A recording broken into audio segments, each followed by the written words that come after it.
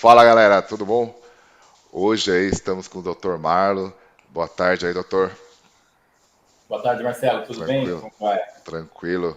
Então hoje aí vai ser um bate-papo aí, depois das últimas vídeos que nós fizemos, de 10 minutos, 15 minutos aí, sobre algum tema específico. Como no último vídeo a gente foi bem a fundo em alguns pontos, então a gente vai pegar sempre aí algum tema e aqui está escrito ao contrário, né? Mas é o tema de hoje que a gente vai falar um pouquinho é sobre afinamento de folículo. Então, o Dr. Marlon aí, que é especialista em transplante capilar, vai estar falando aí um pouquinho e sobre os pontos bem específicos. Certo, doutor? Vamos lá. Então a gente vai falar aí sobre fios finos. Eu tenho bastante, tenho algumas perguntas que eu já anotei aqui e com certeza vão surgir outros. É, vamos pelo básico aí. O que faz os fios ficarem finos, né? Então a gente sabe que a calvície é o afinamento até cair e desaparecer o fio do cabelo. Então não tem um careca de fio grosso com a cabeça completa, né? Então, pelo menos não da calvície convencional que é o caso aí meu e da maioria. É o primeiro sinal, na verdade, né? As pessoas começam a notar o cabelo ficando mais fino primeiro, para daí começar a perceber as regiões de calvície, as áreas mais expostas. Mas o afinamento é o que vem primeiro. E o que leva o fio a afinar e depois, posteriormente, cair de forma irreversível é a ação de um hormônio, né? A famosa dihidrotestosterona. Acho que todo mundo que já pesquisou alguma vez alguma coisinha sobre calvície já deve ter ouvido falar desse hormônio, né? Mas realmente é ele o culpado quem faz isso. O que acontece? O fio de cabelo ele tem uma raiz. Então você imagina que da superfície da pele existe uma espessura, uma profundidade ao longo da pele, onde essa raiz do fio de cabelo se aloja, né? E ali existe um conjunto de células germinativas que vão produzindo fio de cabelo e até que ele saia para fora da pele, essa profundidade pode variar aí 4 a 5 milímetros, em média, na grande maioria dos casos. Com a ação do hormônio, a dihidrotestosterona, ele vai fazendo com que o tamanho dessa profundidade, ou melhor, o tamanho dessa raiz, ele vá reduzindo. Então a raiz vai ficando cada vez mais superficial e ao mesmo tempo mais fina. Então o fio vai afinando, você percebe que o fio que antes era grosso, você passava a mão assim entre o cabelo e sentia o cabelo forte na mão, foi percebendo ele cada vez mais fino, cada vez mais mole, mais macio, de certa forma, mas é justamente porque o pelo ficou mais fino. E isso acontece ali porque existem receptores que se ligam ao hormônio DHT, e aí essa ação vai acontecendo de superficialização da raiz, miniaturização do folículo e o afinamento do fio de cabelo. Até um ponto que ele fica tão superficial que ele simplesmente não nasce mais, não tem mais substrato para produzir fio de cabelo ali, e a área de calvície começa a surgir. Então, as duas coisas são verdades, como você falou, não existe careca com fio grosso, no caso da calvície androgenética, né? E também é verdade que, se a gente quiser frear o processo da calvície, a gente precisa agir nesse mecanismo, fazer com que ele pare de acontecer de alguma forma. Tá legal. Então é o DHT, né, que é derivado da testosterona. Então, no caso também, nossa, se for ver uns vídeos de 2 anos atrás, logo depois do transplante, ele estava bem, mas a gente vai chegar nessa pergunta depois, falando aí sobre se transplantado miniaturiza, essa palavra é muito difícil, miniaturização. Então é interessante, realmente eu não sabia. Então o substrato com a região onde fica, ele diminui e aí menos substrato, e aí consequentemente. E também é genético, né? Tem pessoas que têm, tem pessoas que não têm essa sensibilidade, né? Exatamente. O que define se a pessoa vai ter ou não é a genética dela. Isso já vem de família, vem de berço. Estima-se aí que mais ou menos aos 50 anos de idade, em torno de 50% dos homens vão ter algum grau de sofrimento de calvície. Às vezes maior ou menor, mas pelo menos metade de todos os homens vão sofrer isso algum dia. Tá. Eu já vi muito pessoal falar sobre a miniaturização e pelos, né? Porque chega num momento, parece que vira um pelo, não sei se isso é verdade, que ele fica bem fininho, que aí não tem mais. Que é a outra pergunta que eu vou fazer, né? Até onde é reversível e essa miniaturização, se ela transforma em um pelo. Então, esses dois pontos, acho que são duas perguntas aqui, mas se existe aí até um limite e qual que é essa fase aí que aí não tem jeito mesmo. É. Essa diferenciação entre cabelo e pelo, na verdade, ela não existe, né? Estruturalmente falando, é tudo pelo. Tem a mesma estrutura, a mesma síntese, a mesma forma de produção. E toda a microestrutura ela é exatamente igual, seja de um pelo do corpo ou do cabelo, né? A diferença é justamente a espessura. O cabelo ele tem uma espessura maior do que a maioria dos pelos do nosso corpo, né? Talvez o pelo da barba um pouco mais grosso, mas pelo do tórax, do braço, da perna, enfim, de todo o restante do corpo, os pelos são mais finos, né? E a gente chama também isso comumente, o cabelo comumente, como pelo, né? A questão de ele sofrer a miniaturização e ser irreversível, essa é uma questão que a gente, enquanto há pelo, há possibilidade de tratamento. Ou seja, por mais que exista um pelo muito fino, a gente consegue recuperá-lo e voltá-lo a uma condição muito próxima do que ele era antes do início do tratamento. Por isso que, junto com o transplante capilar, é importante o tratamento clínico também, medicamentos ou procedimentos que a gente pode fazer no consultório para reverter esse processo. A gente tem uma série de casos de pacientes que vinham sofrendo de calvície a partir do momento que a gente simplesmente instalou o tratamento clínico, nem chegamos ao ponto da cirurgia, houve uma mudança muito grande no aspecto do cabelo, justamente por isso. Esses pelinhos muito finos, que às vezes não são nem perceptíveis ao olho nu, Sim. voltam a engrossar, voltam a crescer como os cabelos antigamente. E aí você percebe um resultado muito mais volumoso do que antes. Então, a gente não faz crescer pelo em ovo, né? É impossível fazer aparecer o fio de cabelo onde já não tem nenhum sinal de viabilidade. Mas a partir do momento que, sim, existem folículos ainda viáveis ali, a gente consegue estimulá-los e, por mais que eles sejam finos, eles podem voltar a engrossar. Durante a consulta, a gente faz um exame que chama tricoscopia. Eu utilizo um aparelho que é uma lente acoplada ao couro cabeludo. Isso me dá uma ampliação de tamanho. E, às vezes, aqueles pelinhos que são muito fininhos e invisíveis ao olho nu, eu consigo vê-los. E com aquilo ali, eu consigo determinar se tem potencial de crescimento e de melhora do aspecto do cabelo ou se não. Então, embora a internet ajude bastante com as avaliações online ali, em alguns casos é importante a avaliação presencial, porque é exatamente isso que vai nos dar o direcionamento. Se o tratamento clínico pode ajudar, né, e com um resultado satisfatório ou não. Legal. Eu tenho, inclusive, esse digital que você vê, ele amplia 100, 200 vezes, é bem legal, porque a gente pode até eu gravar aí, a gente fazer uma avaliação para ver o resultado. Porque eu já tive casos aí de especialistas aqui em São Paulo que falou que, cara, quando vira pelo, quando fica só penugem, não dá para voltar.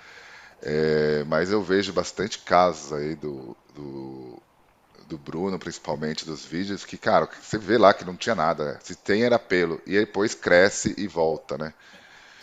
E aí... Sempre tem potencial. Tendo folículo, existe potencial. Legal, então eu tenho chances ainda. Aí a gente vai entrar numa outro ponto, que é o meu caso, e aí eu vou falar um pouquinho depois também, complementar aqui, que é sobre o fio transplantado, né? Ele miniaturiza o fio transplantado após transplantado para uma região que tinha aí uma região que não é imune ao DHT, né? Então ele pode miniaturizar ou é mais difícil, ou é 100% a prova de bala? Então vamos lá, vamos primeiro entender, né? Como é que acontece o processo da calvície. A diferença está no próprio folículo e não na região da cabeça. Não é que nessa região de cima da cabeça o pelo pode miniaturizar, o hormônio DHT chega até lá, enquanto que na lateral o hormônio não atinge. Não é isso que acontece. O hormônio está circulando no corpo inteiro, porque ele está na corrente sanguínea. A diferença está nos folículos da região superior da cabeça. São esses folículos que têm os receptores de andrógeno, aonde o DHT se liga e exerce a ação da miniaturização. Nos fios da cabeça, na região lateral e da nuca, esses hormônios não são presentes. Ou melhor, eles são muito pouco presentes. Até existem esses receptores também, mas uma quantidade muito menor. É por isso que o DHT age em cima, a calvície acontece em cima e a região lateral e posterior não. Então, essa é a fisiopatologia da doença, né? Os fios de cima são diferentes dos fios da lateral. Se eu retiro um fio daqui e coloco ele em cima, não, isso não vai mudar a característica natural dele de não ter receptor para o hormônio. Ou seja, esse fio não vai sofrer a ação do DHT e não vai ter o atrofiamento, o afinamento, de forma a vir a cair no futuro. Esse é um ponto. Então, de modo geral, o cabelo transplantado, se transplantado de forma adequada de uma região que é menos suscetível à calvície, ele não vai sofrer calvície. Existe uma outra possibilidade, aí a gente vai começar a aprofundar novamente. Sim, com certeza. No assunto, que é a questão do que a gente chama de aging hair. Com o envelhecimento, todos os órgãos do nosso corpo vão perdendo função, isso é natural. O coração começa a perder função, o pulmão começa a perder função, o rim começa a perder função, e o fio de cabelo, de certa forma, não perde a função, mas também tende a ir mais embora. Então, uma pessoa que é idosa, mesmo que ela não sofra de calvície, ela vai ter uma perca de cabelo na fase final de vida, ali no envelhecimento, justamente por essa alteração da pele e dos seus anexos. Então, faz com que reduza a densidade natural do cabelo sem relação com o DHT. Então, essa perda de cabelo pela idade também pode provocar miniaturização, mas é um mecanismo diferente, não tem relação com o DHT. Certo. Não, beleza. No meu caso aí eu tenho muita miniaturização, mas eu acredito que seja dos fios originais aí também que eu tinha antes do transplante. Eles estão bem fininhos porque eu estou numa fase aí de emagrecimento e eu faço reposição de testosterona e não Sim. tomo nada, deveria, né, mesmo em paralelo, para engrossar. Então ele está bem mais fino aí, mas eu vou criar vergonha na cara. Já estou conseguindo aí atingir o objetivo de emagrecimento também. Inclusive, eu vou lançar um vídeo falando sobre isso. 16 quilos aí desde novembro. Ah, que legal. E aí vou reduzir bastante aí a testosterona e colocar aí. E aí eu vou falar um pouquinho sobre a ação, se são iguais e qual que é a diferença aí para a miniaturização da duta, né, dutasterida e a finasterida. Eu vejo muito agora o pessoal passando dutasterida e finasterida, a gente sabe que era o básico, mas principalmente o Dr. Bruno, eu vejo todos os casos, praticamente é dutasterida que ele usa. E aí, aqui agora, como que está sendo tratado e qual que é a diferença aí? Se tem diferença a não ser da potência dos dois? Claro, então vamos lá. Esse hormônio DHT, ele não nasce sozinho. Ele é produzido no nosso corpo a partir da própria testosterona que nós temos, homens e mulheres. Existe uma enzima chamada 5-alfa-redutase que faz a conversão de parte da testosterona em DHT, em dihidrotestosterona. DHT é a sigla para dihidrotestosterona. Sim. E se esse hormônio, o DHT, é ele quem proporciona o desenvolvimento da calvície, a medicina foi no caminho de tentar bloquear esse processo. Então, desenvolveu-se, na verdade, não com esse objetivo, mas para outra finalidade, tratamento de aumento da próstata, já existiam algumas medicações que faziam o bloqueio do DHT, fazendo com que a concentração do DHT reduza na corrente sanguínea, e se eu tenho menos DHT circulante, eu tenho menos a ação dele. Isso funcionou muito para o tratamento da próstata, que houve a reversão do processo de aumento da próstata, e o pessoal começou a perceber que tinha um efeito colateral, crescimento de cabelo em quem estava sofrendo de calvície. E aí os estudos avançaram no entendimento de que Reduzindo o DHT, reduz também a evolução da calvície. E aí foram fazendo estudo de doses e controlando, para tentar identificar qual era a dose da medicação que proporcionava somente a resolução da calvície, ou melhor, a estabilização da calvície, sem causar outros efeitos colaterais indesejados. E aí chegou na famosa dose de 1 miligrama da finasterida, né? Que é uma medicação muito antiga, já há mais de 50 anos de uso, muito estudada, tem uma série de falácias ao redor da finasterida, mas, de modo geral, é uma medicação bastante segura e eficaz no tratamento da calvície. O que acontece? A finasterida, ela bloqueia um tipo apenas daquela enzima, 5-alfa-redutase, que é quem produz o DHT. A dutasterida, que foi uma medicação que veio depois, mais ou menos com a mesma finalidade direcionada à próstata, bloqueia o segundo tipo também de 5-alfa-redutase. Então, nós temos testosterona, que é transformada em DHT por meio da 5-alfa-redutase. Só que a 5-alfa-redutase, nós temos diferentes tipos. Nós temos a tipo 1 e a tipo 2. A finasterida bloqueia somente a 5-alfa-redutase tipo 2, que é responsável ali por 70% da 5-alfa-redutase circulante. Enquanto que a dutasterida bloqueia tanto a tipo 2, igual a finasterida, quanto a tipo 1, que não é bloqueado pela finasterida. Então, se a gente pensar em termos farmacológicos, a dutasterida é mais potente do que a finasterida. E por que agora no Brasil está tendo um aumento da prescrição e da divulgação da dutasterida como tratamento para a calvície? Porque até o ano passado, setembro, se eu não me engano, não era aprovado o uso pela Anvisa da dutasterida para tratamento de calvície no Brasil. Embora já se usasse fora, já se usasse na Europa, já fosse inclusive autorizado pela agência reguladora europeia o uso da dutasterida, no Brasil isso ainda não era aprovado. Então existia um uso off-label, eu mesmo já usava no consultório, mas off-label é quando é fora da prescrição da bula. É igual o Ozempic que eu uso para emagrecer, que é para diabetes, mas... Exato. A gente percebe que existe um efeito colateral interessante, percebe que a medicação é segura, mas como o processo de aprovação ele é mais burocrático, ele depende de várias etapas, às vezes a gente faz o uso prévio em consultório, acompanhado por médico, antes dessa aprovação oficial. Sim. Depende de cada caso, depende de cada doença e depende de cada medicação. Então, alguns médicos já utilizavam no Brasil, mas a partir da aprovação oficial, então começou-se a prescrever mais. Em tese, como eu disse, ela é mais potente do que a finasterida. Na prática, o que os trabalhos vêm mostrando? Um efeito similar. Não se percebe ainda, não se tem uma definição de que seja um efeito melhor no combate à calvície do que a finasterida, causado pela dutasterida. Então, em tese, elas são iguais, são similares. Em termos de efeitos colaterais, eu, particularmente, em minha opinião, acredito que a finasterida tenha menos efeitos colaterais do que a dutasterida. Tá? Isso por quê? Porque realmente é uma dose menor, ela bloqueia somente uma das duas vias da 5-alfa-redutase e tenho a percepção de ser mais direcionada ao cabelo, propriamente dito, do que a outras funções do DHT. Agora, tem alguns pacientes que não respondem bem à finasterida. E aí, nesses pacientes, a dutasterida entra como uma segunda boa opção.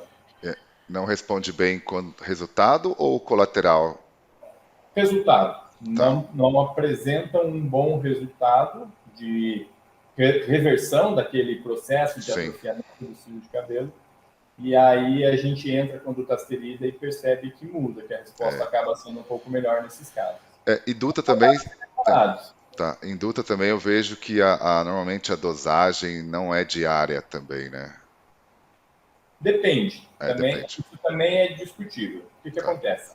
A finasterida tem um tempo de meia-vida, ou seja, meia-vida é o tempo que o organismo leva para liberar o medicamento do corpo, né, na metade da dose natural, da dose cheia. Então, por exemplo, eu tomo um comprimido de finasterida, em 48 horas eu tenho 50% da concentração da medicação que eu tomei.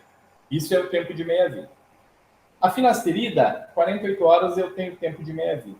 A dutasterida, durante 3 semanas eu tenho o tempo de meia-vida. Ou seja, enquanto a finasterida em 48 horas ela diminui pela metade, isso só acontece com a dutasterida depois de 3 semanas. Então, em tese, eu tenho um maior tempo de ação da medicação e isso faz com que eu consiga tomá-la em menores quantidades. Em vez de tomar todo dia, tomar dia sim, tomar dia não. Tá? Ou uma vez por semana, 2 vezes por semana. Existem diferentes protocolos. O que a empresa que produz a dutasterida e que conseguiu a liberação sob o nome de Avodart diz? O estudo deles mostrou que ela pode sim ser utilizada em períodos maiores de tempo, 2 ou 3 vezes por semana, mas a recomendação formal deles é de uso diário. Então, legal. Eu percebi isso também, mas bom saber. Eu ainda que sou meio desligado, eu erro de vez em quando, um dia, 2 dias. Quem não, Du- né? Quem du- nunca? Duta seria interessante, então. Até tenho aqui, comecei a tomar, mas tem que. Depois a gente conversa aí, porque a gente vai fazer uma análise aí para fazer um protocolo certinho. Claro. Beleza, agora para a gente fechar aqui, que eu falei 10 minutos, já foram mais de 15 aqui. Minoxidil para miniaturização. A loção e o oral, né? O tópico e o oral. Qual que é o efeito aí e se tem alguma diferença e também o efeito básico dele para miniaturização? Tem um estudo muito bacana, Marcelo, que comparou o efeito do tratamento da calvície com medicações ditas modificadoras da doença, a finasterida e a dutasterida estão nessa classe, com medicações não modificadoras da doença, onde o minoxidil está nessa classe. E eles fizeram um gráfico que mostra a evolução ao longo dos anos. O que isso quer dizer? Ele mostrou exatamente a quantidade de cabelo que as pessoas tinham tendo calvície sem tratamento, tendo calvície tratando com minoxidil e outras medicações da categoria não modificadoras da doença, e tendo calvície e tratando com medicações modificadoras da doença, como a finasterida. E o gráfico ele é basicamente assim: se você não trata, a tua calvície ela é evolutiva ao longo dos anos, você só vai perdendo fios de cabelo. Se você trata com finasterida, ou seja, com doença que modifica a característica da doença, você tem um pico de crescimento de fios de cabelo, mais ou menos 2 anos de tratamento, e depois um decréscimo do número de fios de cabelo num período bastante longo, 10, 15, 20 anos. Ou seja, você vai perder cabelo, mas num ritmo muito menor. Comparativamente, dentro desse prazo, o número de fios de cabelo com finasterida seria muito maior do que sem tratamento, por exemplo.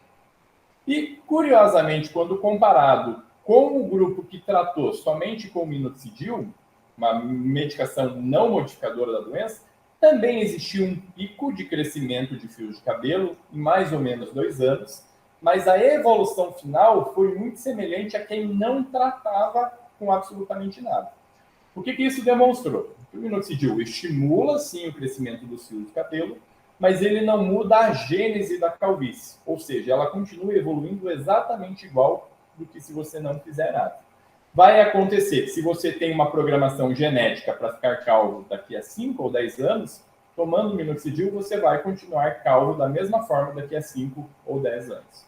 Enquanto que se você toma uma medicação da classe dos inibidores do DHT, a tendência é que essa calvície ela demore muito mais tempo para realmente acontecer e talvez ela nunca chegue àquele ponto que chegaria se você não tratasse.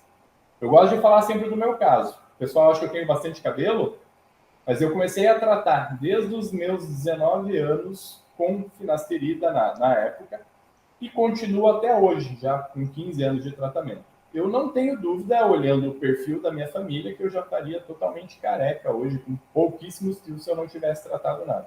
Então, esse é o exemplo mais simples que eu tenho, assim, da percepção de efeito das medicações no tratamento clínico. Tá, legal. E o efeito do minoxidil específico para miniaturização, ele é um vasodilatador? Como que funciona? Ele não atua exatamente na miniaturização. O que o minoxidil faz é estimular o crescimento em comprimento. Então, não é espessura. O Ah, pastilha atua na espessura. Mas o minoxidil, ele atua no comprimento. Todo fio de cabelo ele tem 3 fases: anágena, catágena e telógena. A anágena é a fase de crescimento do fio de cabelo. Então, o fio de cabelo nasceu aqui, ele pode nascer por 2 a 6 anos, mais ou menos, aí, em termos de tamanho, até o ponto que ele cai para que o novo fio de cabelo nasça. É por isso que você vê algumas mulheres, por exemplo, que por mais que deixem o cabelo crescer, o cabelo não passa do ombro. Por quê? Porque o fio chega naquele comprimento máximo cai. de tempo de crescimento dele e para. O minoxidil faz com que o tempo desse crescimento seja maior. Se eu tenho mais fios crescendo na cabeça por um tempo maior, a percepção geral é de um ganho de volume, de uma melhora realmente da calvície. Mas o processo que envolve a calvície não está revertido, não está bloqueado. Então, ele continua igual no futuro. A queda vai ser igual, como Tá. se não tivesse Ah, então o aprofundado. ideal é os dois. Eu percebo que depois que eu fiz os tratamentos, o fio não vai até o final, ele fica no. Eu passo o pente assim, eu vejo que tem vários quebradinhos. Então acaba sendo o conjunto dos dois mesmo. Sim, E quanto ao oral e tópico, o efeito é bem similar dos dois? sim. Tem um estudo também de mais ou menos uns 2 anos que fez o comparativo com um N grande de pacientes, mostrando o efeito, o benefício e os efeitos colaterais de utilizar o minoxidil oral ao invés do minoxidil tópico. Os dois foram positivos no sentido de crescimento de fio de cabelo. A diferença do oral é que ele apresentou um pouco mais de efeito colateral. E o que é efeito colateral do minoxidil? Crescimento de pelo indesejado. Basicamente é isso, o principal efeito colateral. Então, no caso dos homens, tem uma tendência a crescer um pouco mais a barba, o que às vezes é até desejado, cresce um pouco mais de pelos no braço, no corpo, como forma geral. Nas mulheres, isso pode ser um problema. Por quê? Porque mulher começa a apresentar pelo no busto, pelo na região lateral do rosto, às vezes pelo nessa região entre a sobrancelha e o cabelo, e aí isso começa a ser um incômodo importante. Então, de modo geral, para tentar evitar isso em mulheres, a gente já usa doses mais baixas do que usa no homem. E outro ponto importante que a gente avalia no caso de mulheres, principalmente, é o fototipo da pele, ou seja, qual é o tom de pele que a mulher tem. De modo geral, quanto mais morena a pele, maior é a facilidade dela desenvolver esses pelos indesejados. Então, para algumas pacientes, a gente realmente contraindica e não utiliza o minoxidil via oral, somente o tópico. Em outras, a gente utiliza com cuidado, numa dose mais baixa e observando. E outras a gente utiliza sem medo, porque a gente sabe que vai dar certo. O lado bom é que, se tem efeito colateral, parou a medicação, o efeito colateral também vai embora. O lado ruim é que a gente não pode aproveitar o efeito da medicação para o crescimento do cabelo. Tá. Tranquilo. Beleza. Acho que vamos encerrar por aqui. Foi uma aula aí, bastante coisa, com certeza ninguém Falo aí bastante. sabia, não, mas com certeza tem uns detalhes aí que a gente fala, principalmente aí nos grupos aí. Inclusive, pessoal, entrem no grupo aqui que o pessoal discute bastante, tanto da clínica aí quanto do canal, tem 2 grupos. E o pessoal fala e às vezes fala bastante besteira. Agora está ouvindo alguém aí que realmente manja e bem legal, bem interessante, gostei. Acredito que vai ser bem útil aí para o pessoal ficar cabeludo aí. Legal, Beleza? Marcelo. É sempre um prazer poder estar junto com você e a tua audiência aqui. Beleza, tô deixando o Instagram aqui da clínica também e o seu, e aí o pessoal pode entrar lá e dar um like lá e curtir. Beleza? Valeu, até mais. Um Abraço. abraço.